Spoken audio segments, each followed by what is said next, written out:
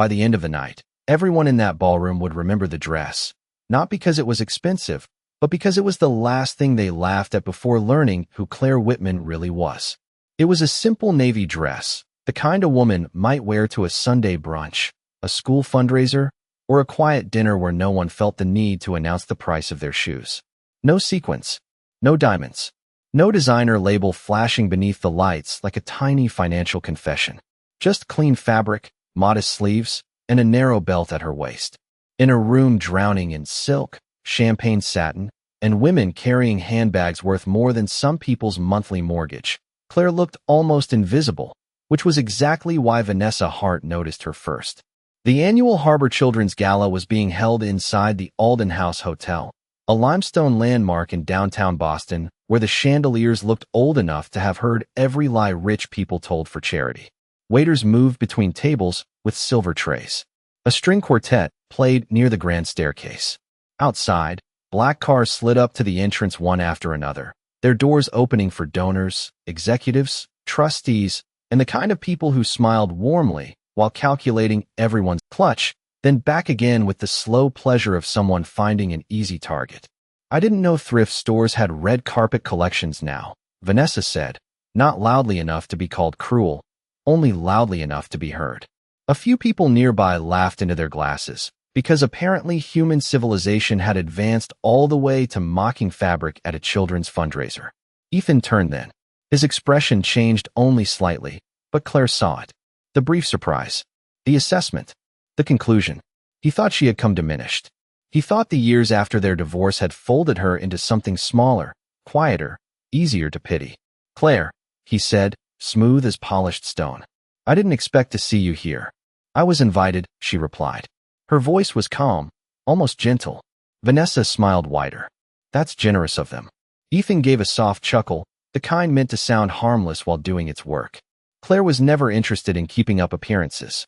There it was, wrapped in civility, placed neatly on the floor between them like a polished blade. Once, that sentence would have cut her open. Once, she would have rushed to explain, to prove, to make herself understood by a man who had spent their marriage mistaking her silence for emptiness.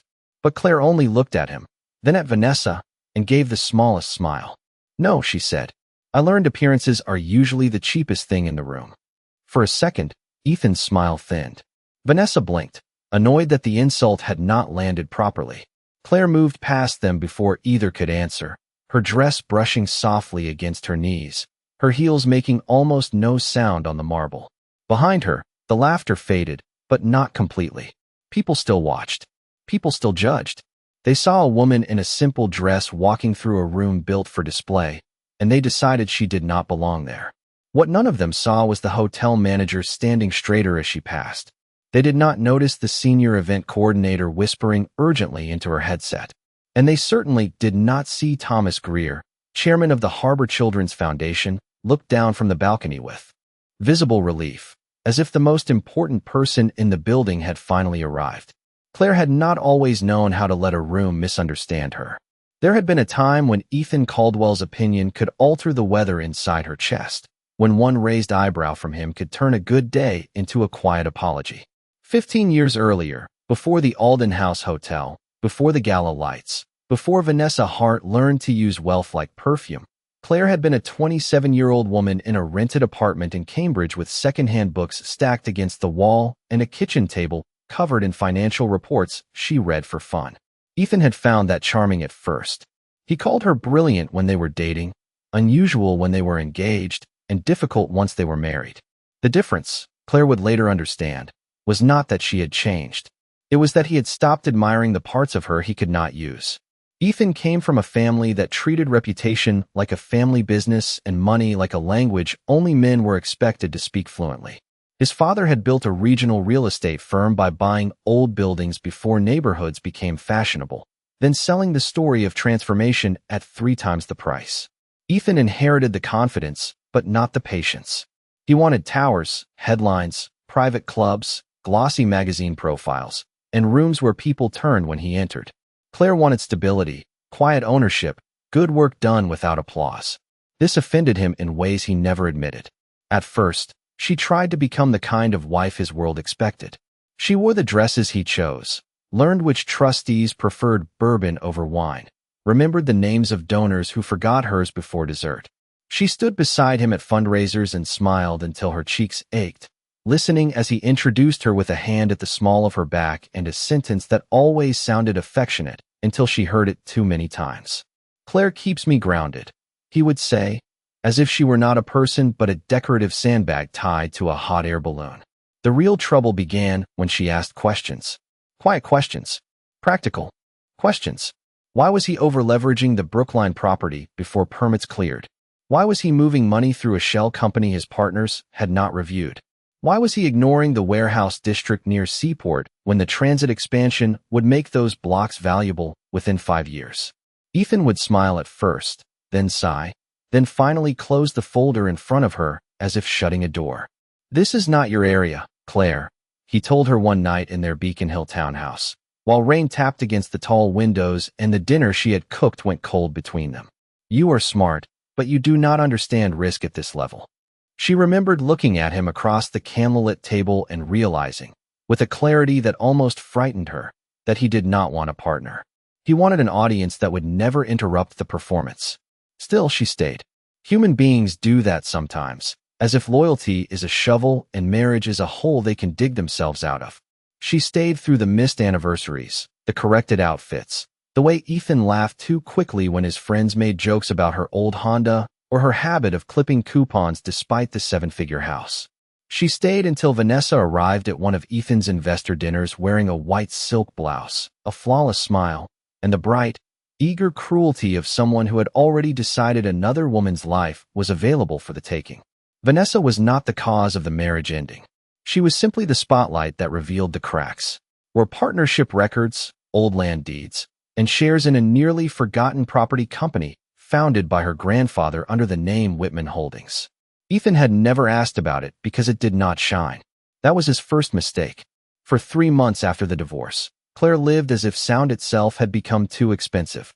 Her condo in Watertown was only 800 square feet, with thin walls, narrow windows, and a kitchen sink that made a tired metallic groan whenever she turned the handle.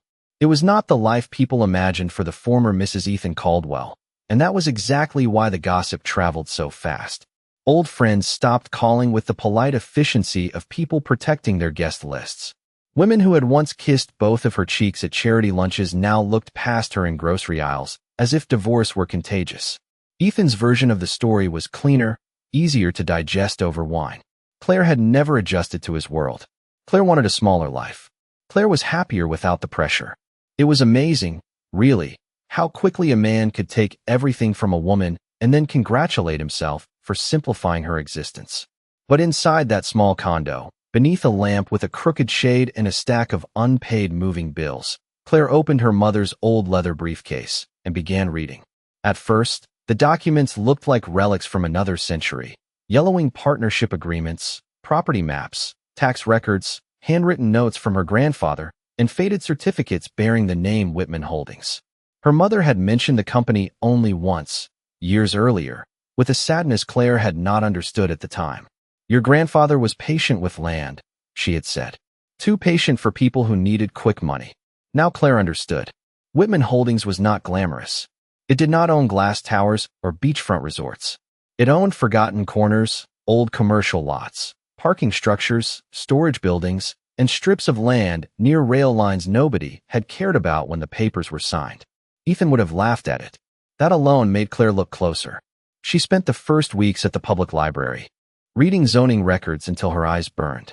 She learned which parcels sat near planned transit improvements, which leases had been undervalued for years, which tenants had been paying below market because nobody had bothered to renegotiate. She called accountants. She called property attorneys.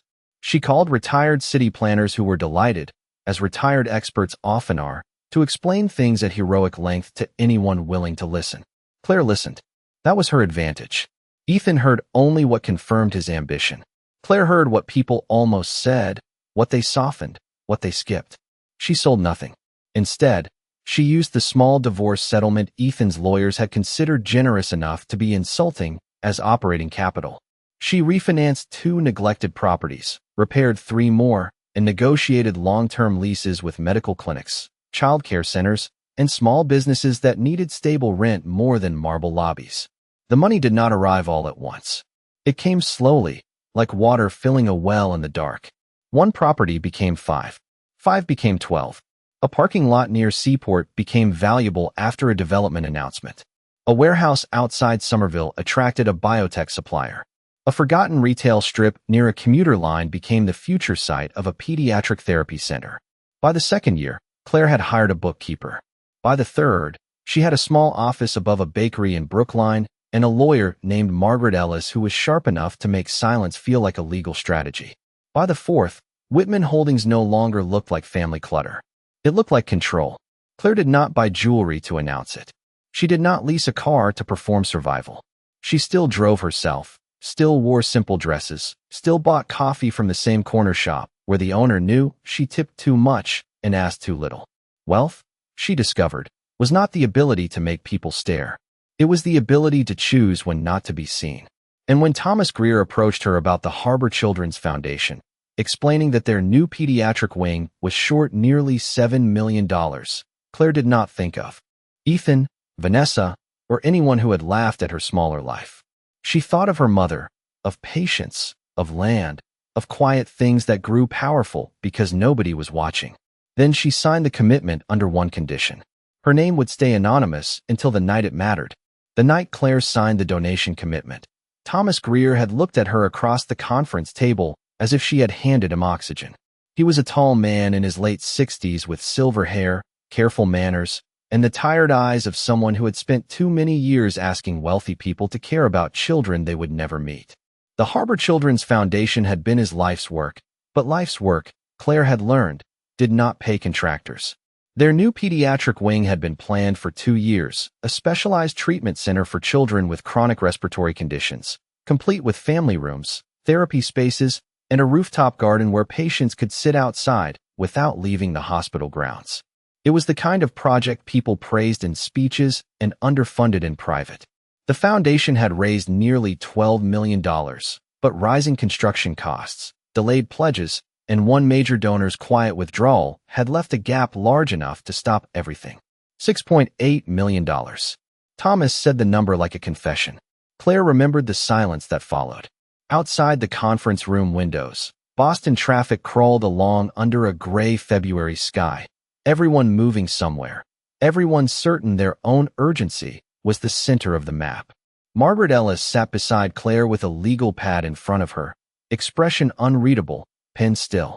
Margaret had spent months reviewing Whitman Holdings' position, and she knew exactly what Claire could afford. She also knew what people would assume if Claire made the gift publicly. The city would suddenly discover her. Reporters would call her inspiring. Old acquaintances would call her generous with the same mouths that once called her diminished. Ethan would hear about it before lunch. Vanessa would pretend she had always admired her. Civilization, apparently, was just a series of people, updating their opinions after checking the balance sheet. Claire had asked only one question. If I cover the gap, can you guarantee the family rooms stay in the design? Thomas had blinked, surprised. That is the part most donors usually cut first. Then I am not most donors. He had studied her face for a long moment, perhaps trying to understand why a woman in a gray wool coat, carrying no visible symbol of wealth, would care more about sleeping chairs for parents than naming rights above the entrance. Claire could have explained. She could have told him about her mother's final year, about hospital hallways at 2 a.m, about vending machine dinners and stiff-backed chairs that made grief feel even heavier. She could have told him that comfort was not decorative when someone you loved was sick. It was survival measured in inches, in blankets, in a place to close your eyes without leaving. But Claire had spent enough of her life explaining pain to people who only respected presentation. So she simply repeated, "The family rooms stay." Thomas nodded slowly. "They stay." That was when Margaret slid the agreement forward. Whitman Holdings would fund the remaining amount through the Claire Whitman Foundation, with additional reserve support if material costs rose again before groundbreaking. In return, the donor would remain anonymous until the foundation's annual gala, where Thomas could announce the restored project and use the moment to secure long-term commitments from other sponsors. It was practical. It was strategic. It was also though Claire did not say it aloud. The first time she had allowed her name to re-enter a room before she did. In the months that followed, she kept working. She toured construction sites in steel-toed boots. She reviewed lease renewals. She met with clinic directors, small business tenants, and architects who quickly learned that her quiet voice was not an invitation to underestimate her. By spring, Whitman Holdings had entered negotiations to acquire a controlling interest in the Alden House Hotel, not because Claire wanted a grand stage, but because the property sat on valuable land, carried old debt, and had been poorly managed by men who confused tradition with competence. By late summer, the deal was nearly complete. By the time the gala invitations went out, Claire already knew the truth Ethan and Vanessa would not discover until the lights were brightest. The hospital wing, the foundation, the hotel, the room, the chandeliers, even the marble floor beneath their polished shoes, all of it connected back to choices she had made in silence. That was why she chose the navy dress. Not to hide. Not anymore. She wore it because it was hers, and because for once in her life, she wanted to walk into a room without costume, without armor, without asking fabric to do the work of character. Back in the ballroom, Claire moved through the crowd with the strange calm of a woman who had already survived the worst thing the room could do to her. The laughter behind her did not vanish, but it loosened its grip. It became noise, no more meaningful than the scrape of silverware or the polite music floating down from the balcony. She stopped near the silent auction tables, where framed photographs of the unfinished pediatric wing stood beside crystal bowls filled with bidding cards. The renderings showed bright patient rooms, painted murals, wide windows, and small fold-out beds for parents. Details most guests glanced at only long enough to feel generous before returning to their champagne. Claire looked at those drawings longer than anyone else. She knew the dimensions of the family rooms. She knew which contractor had argued for cheaper flooring and which architect had quietly thanked her when she refused to cut the rooftop garden. She knew the wing would serve children from across Massachusetts, including families who would arrive with overnight bags, medical folders, and the kind of fear that made every hallway feel a mile long. That was why she was there. Not for Ethan, not for Vanessa, not for the pleasure of watching wealthy people discover gravity. Although, privately, gravity did have excellent timing. Ms. Whitman. The voice was low and careful. Claire turned to see Daniel Price, the Alden House general manager, standing beside her with the posture of a man who understood. Secrets were sometimes more valuable than announcements.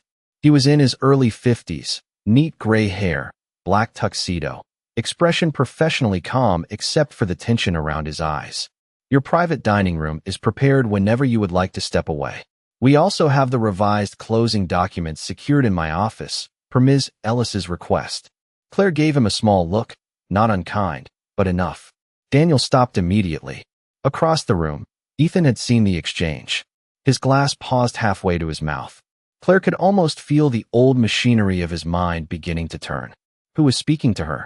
Why with that tone? Why did the hotel manager look less like he was helping a guest, and more like he was reporting to an owner? Vanessa noticed Ethan noticing and followed his gaze. Her smile tightened, then returned brighter than before, as if force could polish uncertainty into confidence. She crossed the room with Ethan beside her, the two of them moving through the crowd like a performance that had forgotten it needed an audience. Claire, Vanessa said, arriving beside the auction table. There you are. I was worried you had gotten lost. These events can be confusing when you have been away from them for so long. Claire picked up one of the printed programs and studied the foundation logo on the cover. I found my way. Ethan's eyes flicked toward Daniel, who had retreated but not far enough to disappear. You know the manager? He asked. I know several managers. That is new. Claire looked at him then, really looked, and for one brief second she saw the man she had once tried to love beneath the tailoring and vanity and practiced amusement. He still thought knowledge was something he was entitled to extract. A lot of things are new, Ethan. Vanessa gave a light laugh. How mysterious. You must tell us your secret. Did you start consulting for hotels now? Maybe helping with flower arrangements. The insult was dressed in sweetness, but the shoes were still dirty. Claire turned one page of the program. No, that was all she gave her. No explanation. No defense. No nervous smile to soften the refusal. Vanessa's face cooled. Ethan leaned in. Slightly. lowering his voice in the way he used to do when he wanted control without witnesses. "Claire, do not make this uncomfortable." There it was again, the old command disguised as concern. "Do not embarrass me. Do not surprise me. Do not become someone I cannot explain." Claire rested the program back on the table, aligning its edge with the polished wood because small acts of order had always steadied her. "I am not making anything uncomfortable," she said. "I am simply not helping you feel comfortable at my expense anymore." Ethan's expression changed, not dramatically, but enough that Vanessa saw it. A small silence opened between the three of them. Around them, guests continued to murmur and laugh, unaware that a balance of power years in the making had just shifted by half an inch. Then a bell chimed near the stage, calling everyone to take their seats for the live auction. Thomas Greer appeared at the podium above the crowd, his silver hair bright beneath the lights, his hands resting on the microphone stand. His gaze swept the ballroom until it found Claire. He gave the slightest nod, almost invisible unless someone was watching closely. Unfortunately for Ethan, he was watching closely. The live auction began with the careful cheerfulness of people asking millionaires to compete for moral superiority. Thomas Greer welcomed the room, thanked the sponsors, praised the volunteers, and spoke briefly about the families who would benefit from the new pediatric wing. His voice carried through the ballroom with practiced warmth, but Claire could hear the strain beneath it. He knew what this night meant. He knew the foundation needed not just money, but momentum, the public kind, the kind that made people afraid to be the one who gave less than expected. Around the tables, guests settled into their chairs, adjusting gowns, smoothing napkins, checking phones beneath the linen as if the fate of civilization depended on one more email. Claire sat at a table near the center, close enough to the stage to see Thomas's hands tighten around his notes. Ethan and Vanessa were placed 2 tables away, though Vanessa had clearly expected something better. She kept glancing toward Claire as if trying to solve an equation that had insulted her personally. Ethan, meanwhile, had gone quiet. That was always the first sign that he was unsettled. Loud confidence was easy for him. Silence required an unfamiliar amount of discipline. The first items went quickly. A weekend in Nantucket. A private chef dinner for 12. Box seats at a Celtics game. Vanessa bid aggressively on a spa retreat in the Berkshires, smiling each time the auctioneer called her number, making sure people noticed. Ethan leaned back with the faintly amused expression of a man allowing someone else to spend money in public. Claire watched without judgment. Public generosity had its own theater, and Vanessa had clearly memorized her lines. Then the auctioneer introduced a painting donated by a local artist, a large watercolor of Boston Harbor at dawn, all silver water and pale gold light. The proceeds, he explained, would support the family rooms in the new wing. Claire's attention sharpened. Those rooms again. The small, unglamorous heart of the project. Bidding opened at $10,000.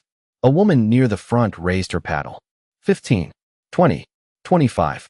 Vanessa lifted her paddle at 30,000, then turned slightly, just enough for Claire to see the smile. "You should bid," she said lightly across the space between their tables, her voice sweet enough to rot teeth. "It is for a good cause. Every little bit helps." A few guests looked over. There it was again, the invitation to be humiliated politely, the favored indoor sport of people with too much champagne and too little character. Claire did not answer. The auctioneer called 35,000 from another table. Vanessa raised to 40. Ethan murmured something to her, probably caution, probably calculation. Vanessa ignored him. She was no longer bidding for the painting. She was bidding against the image of Claire in that simple navy dress. 45. 50. The room grew interested. Heads turned the way they always do when money begins performing tricks. Vanessa raised her paddle again. 60,000, the auctioneer called. Applause scattered through the ballroom. Vanessa sat taller. Satisfied, already accepting admiration for a victory nobody had declared. Then Claire lifted her paddle once. She did not raise it dramatically. She did not smile. She simply lifted it high enough for the auctioneer to see. $150,000, the auctioneer said, and the room changed.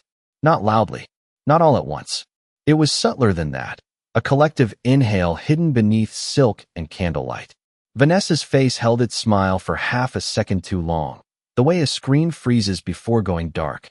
Ethan turned toward Claire with a look she remembered from their marriage, The look he wore when a number did not fit inside the story he preferred. The auctioneer waited. "Do I hear 160? Vanessa's hand tightened around her paddle. Ethan touched her wrist, not affectionately, but firmly enough to stop the gesture before it became expensive. "Vanessa," he said under his breath. Claire could not hear the rest, but she did not need to.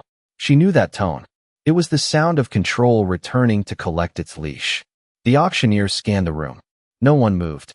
At a nearby table, an older trustee leaned toward his wife and whispered something while looking at Claire with sudden recognition, or maybe sudden fear of not having recognized her sooner. Going once, the auctioneer called. Thomas Greer stood very still at the podium, his eyes on Claire. Going twice. Vanessa stared straight ahead, color rising beneath her makeup. Sold, to paddle number 17, for $150,000. Applause broke out, warmer this time, uncertain but growing. Claire lowered her paddle and looked at the painting. She was not thinking about Vanessa.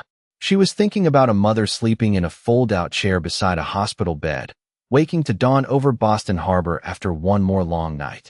That was the thing Ethan had never understood. Money was only loud when people were empty enough to need it to speak for them. After the auctioneer moved on, the ballroom tried to return to its usual rhythm, but something had shifted under the polished floor. Conversations resumed, glasses lifted, laughter came back in careful pieces, yet the air around. Claire had changed.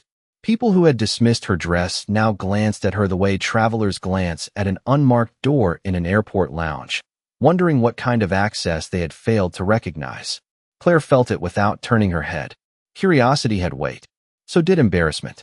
Both settled over the room like invisible dust. Ethan did not applaud for long.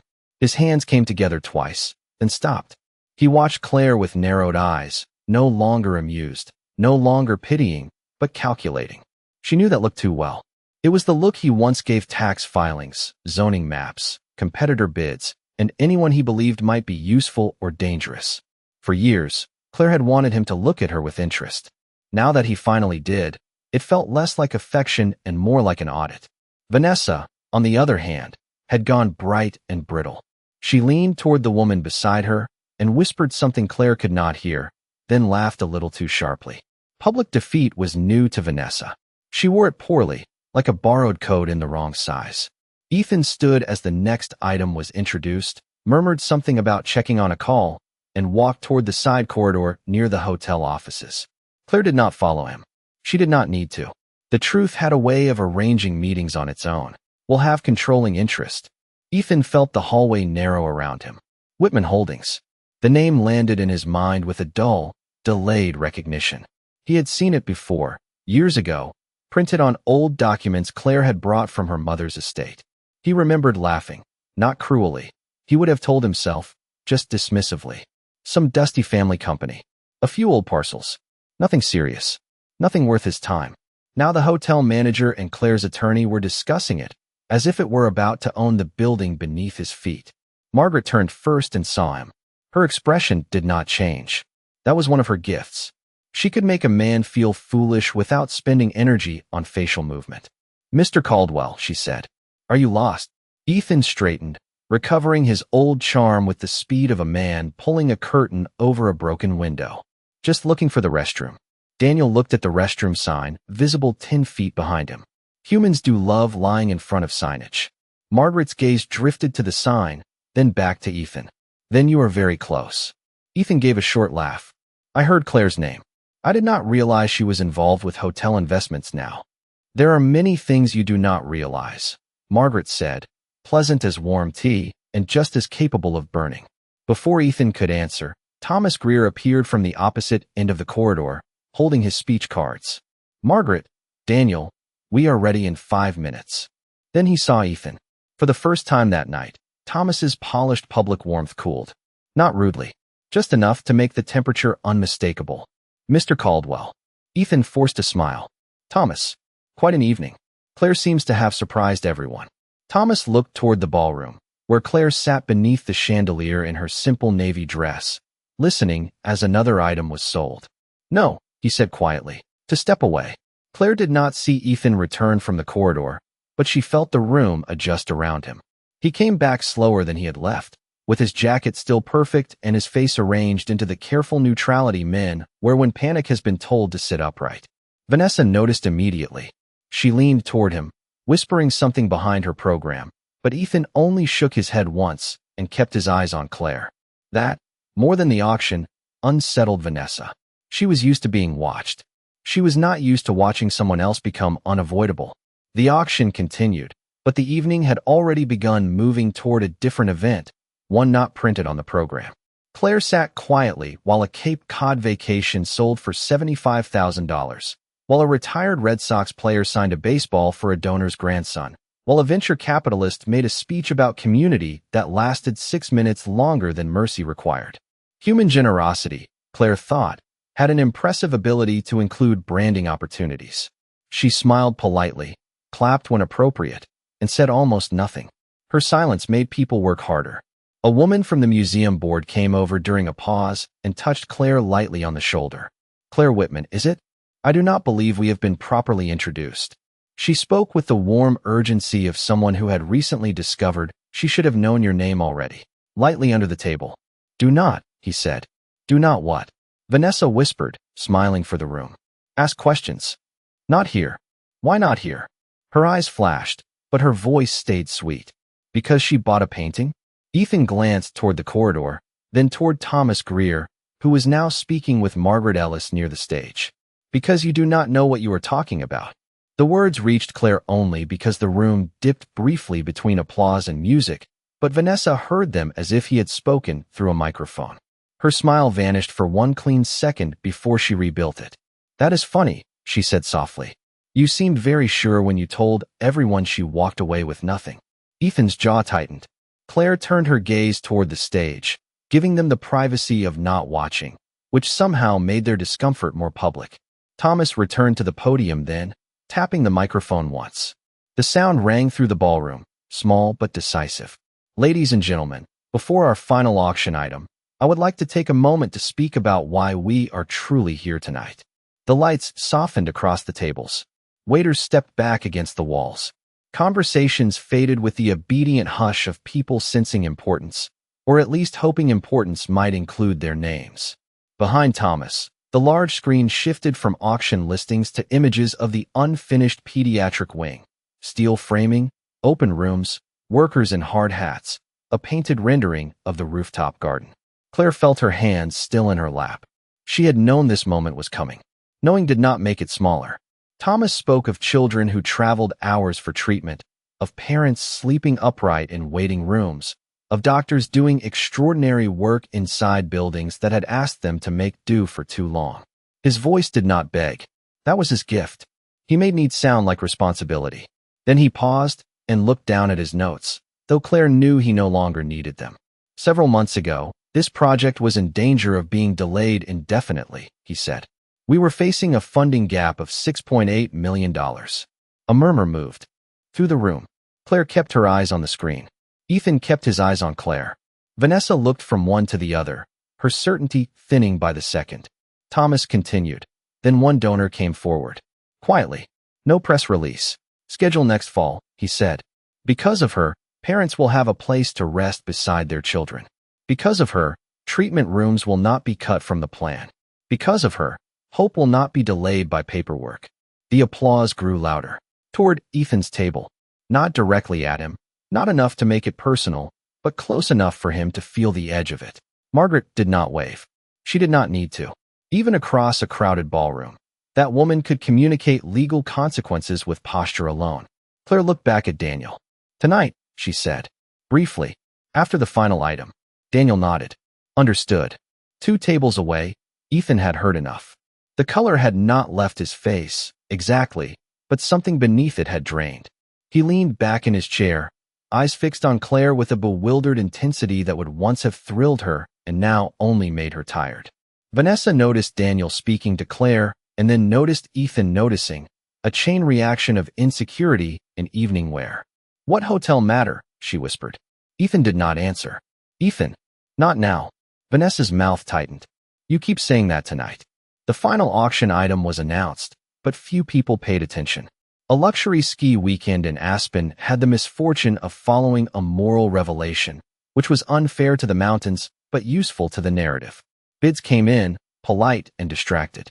Claire folded her hands in her lap and looked at the ballroom as if seeing it from a distance. The chandeliers, the balconies, the carved moldings, the marble floor reflecting candlelight. For most of Boston, the Alden house was a symbol of old elegance.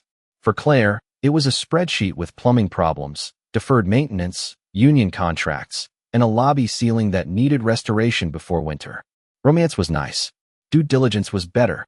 When the ski weekend sold, Thomas returned to the microphone. The room expected a closing thank you, the usual graceful release back into dessert and networking. Instead, he smiled in Daniel's direction. Before we close, I would also like to acknowledge the Alden House Hotel for hosting us tonight during a meaningful transition in its own history. A subtle movement passed through the room. Hotel investors straightened. Board members exchanged glances. Ethan went completely still. Thomas continued. As some of you may know, the Alden has been seeking a long-term ownership partner who understands both preservation and community responsibility. I am pleased to share that Whitman Holdings has entered into a controlling ownership agreement with the Alden Board, ensuring this landmark remains locally guided and civic-minded. The words landed more softly than the donation announcement, but somehow cut deeper. The foundation gift had made Claire generous. This made her powerful. The screen changed again, showing the Alden House crest beside the Whitman Holdings name. A murmur spread across the ballroom, elegant people doing inelegant math. Vanessa turned slowly toward Claire, her eyes wide enough now to show the first honest emotion Claire had seen from her all night. Ethan looked down at the marble floor beneath his shoes, and Claire knew the realization had reached him. He had mocked her in a building she was about to control. Vanessa had insulted her dress under chandeliers Claire's company would soon ensure, repair, and pay to keep lit. There are few sounds more delicate than arrogance folding itself into silence. Thomas raised his glass. To responsible stewardship, he said, and to those who prove that legacy is not what we inherit, but what we choose to protect. Glasses lifted across the room. Claire lifted hers only slightly. She did not look victorious. She looked peaceful, which was far worse for Ethan, because victory could be challenged. Peace meant the contest had ended before he even understood he had entered it.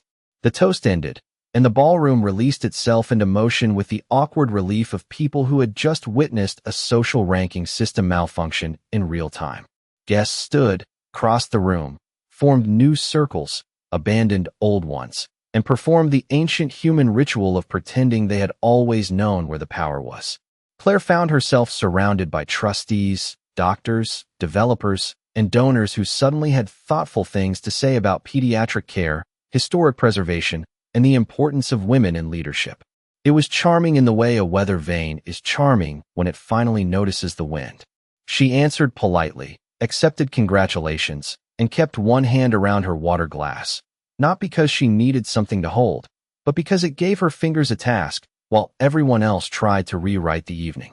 Margaret Ellis joined her near the edge of the ballroom, carrying the folder Daniel had mentioned.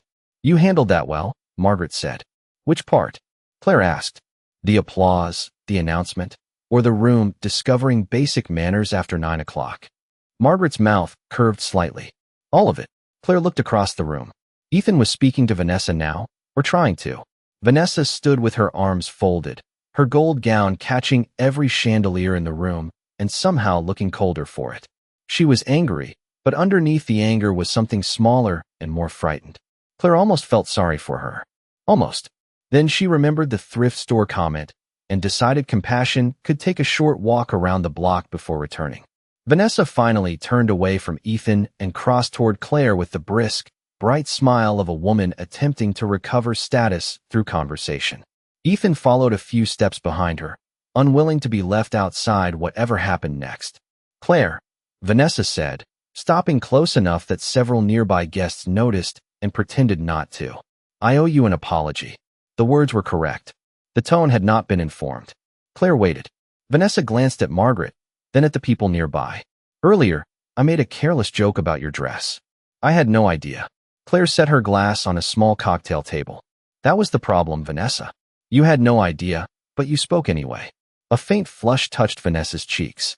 Ethan stepped in, his voice low and polished. Claire, this has been an emotional evening. I am sure Vanessa meant no real harm. There it was, the old instinct. Smooth the surface, reduce the offense. Ask Claire to absorb the discomfort so no one else had to carry it. For years, he had called that keeping peace. Claire now understood it was just outsourcing shame to the nearest quiet woman. She turned to him. Do not translate for her. Ethan blinked. It was a small sentence, but it landed with the weight of a locked door. Vanessa looked between them, suddenly less certain which side of him was useful. I said I was sorry, she added. No, Claire replied. You said you had no idea. That is not the same thing. A hush gathered at the edge of the conversation, subtle but hungry. Humans claimed to dislike conflict, yet they could detect it from 40 feet away through orchestral music and catered dessert. Claire did not raise her voice. She did not need to.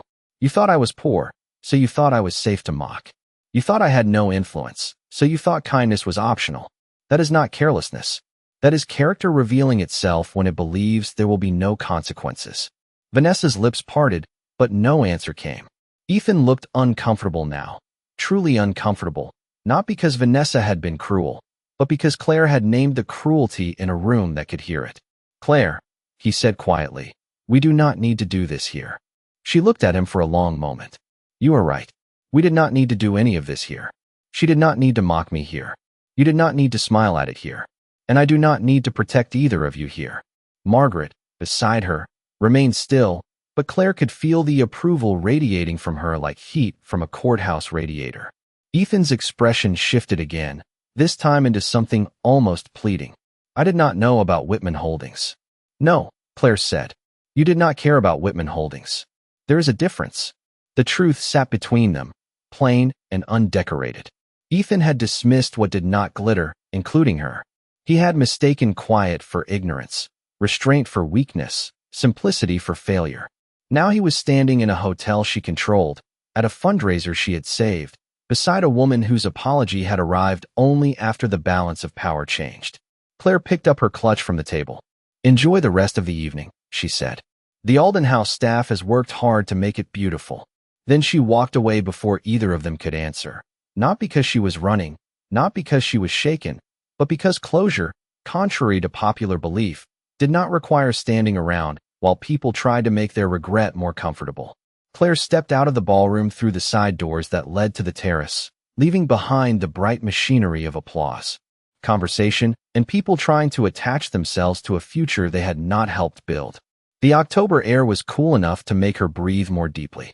Beyond the stone railing, Boston shimmered under the night sky, windows glowing along the streets, traffic moving in ribbons of white and red, the harbor dark and quiet in the distance. For the first time all evening, there was no music, no auctioneer, no polished voice explaining why compassion required a paddle number. There was only the city, the air, and the soft rustle of her navy dress when the breeze moved through it. She rested both hands on the railing and let herself feel the weight of the night leave her shoulders inch by inch. She had not come to punish Ethan. That would have given him too much importance. She had not come to humiliate Vanessa, although Vanessa had certainly brought her own shovel and located the softest possible ground. Claire had come because children would sleep in better rooms, because parents would have chairs that unfolded into beds, because a hospital wing would open on schedule, because her mother's quiet lessons had become something concrete enough to shelter strangers. That was enough. More than enough. The door behind her opened, and she knew it was Ethan before he spoke. Some people carried their regret like cologne, expensive, sharp, and impossible to ignore. Claire, he said. She did not turn immediately. The terrace is open to guests, she said. You do not need permission. He gave a tired laugh, but it broke apart quickly. I suppose I deserve that. You deserve whatever you understand from it. He came to stand several feet away, careful now, as if proximity had become something he no longer had the right to assume. For a while, he said nothing. The old Ethan would have filled the silence, shaped it, conquered it, sold it back to the room as confidence. This version seemed smaller, not ruined, not destroyed, just reduced to human size. It was an improvement, though a late one. Why did you never tell me? He asked finally. Claire looked out at the harbor. Tell you what? About Whitman Holdings. About the foundation. About all of this. She turned then. Slowly. Under the terrace lights, his face looked older than it had inside, less protected by chandeliers and public posture. "Because I spent years telling you who I was," she said. "You only listened for what you could use." He looked down. "I was wrong about you." "No," Claire said gently. "You were certain about me. That was worse." The words settled between them without cruelty. She had no need to make them sharper. Truth did not require decoration, and after tonight, neither did she. Ethan swallowed. "I am sorry." Once, those words would have undone her. She would have searched his face for sincerity, weighed every syllable, built a small, dangerous hope out of his regret. But healing had changed the architecture of her heart. There were doors there now that only opened from the inside. "I believe you are sorry," she said. "But I do not think you are sorry for all the right things yet." He looked at her, pained but silent. "You are sorry you were embarrassed. You are sorry you did not know. You are sorry the woman you dismissed became someone other people respect. Maybe someday you will also be sorry that you needed a room full of witnesses to realize I had value." Ethan closed his eyes briefly. In the ballroom behind them, laughter rose again, softer now, less sure of itself. "Can we ever talk?" he asked. "Not tonight. Another night." Claire looked at him for a long moment, not with anger, not even with sadness, but with the calm distance of a woman who had finally stopped mistaking history for obligation. "Maybe someday, but not because you want forgiveness to make you feel lighter. Only if you are ready to carry what you did without asking me to help hold it." He nodded, because there was nothing elegant left to say. Claire picked up her clutch from the terrace table and moved toward the door, then paused beside him. "Ethan," she said. He looked up. "I was never poor. Not when I lived in 800 square feet. Not when people stopped calling. Not when you thought I had lost. I was only done spending my life trying to look valuable to people who could not recognize value without a price tag." She left him there under the terrace lights and walked. Back through the hotel she would soon help preserve, past guests who now stepped aside with careful respect, past Vanessa who looked away first, past Margaret who gave the smallest approving nod. Outside, Daniel had arranged for her car, but Claire chose to walk the first few blocks. Her heels clicked softly against the sidewalk. The navy dress moved easily around her knees.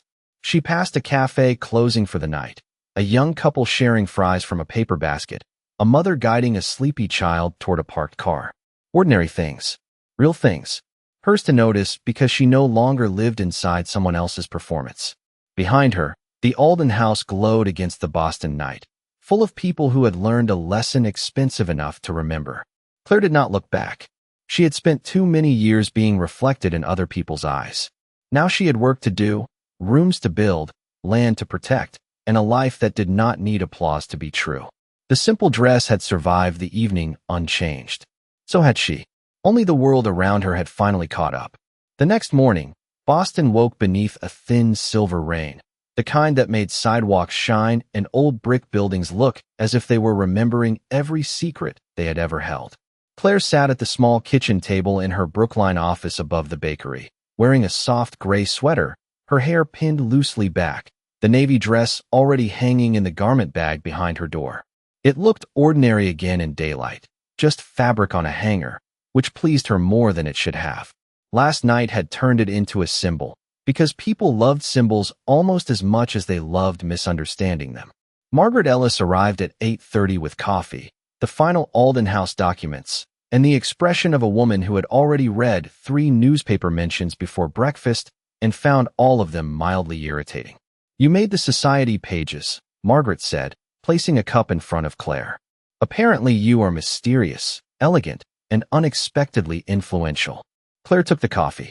"That sounds exhausting." "It is better than what they called you 5 years ago." Claire did not answer right. Away. Rain ticked softly against the window. Below them, the bakery owner was setting fresh muffins in the display case, and the warm smell of cinnamon drifted up through the floorboards.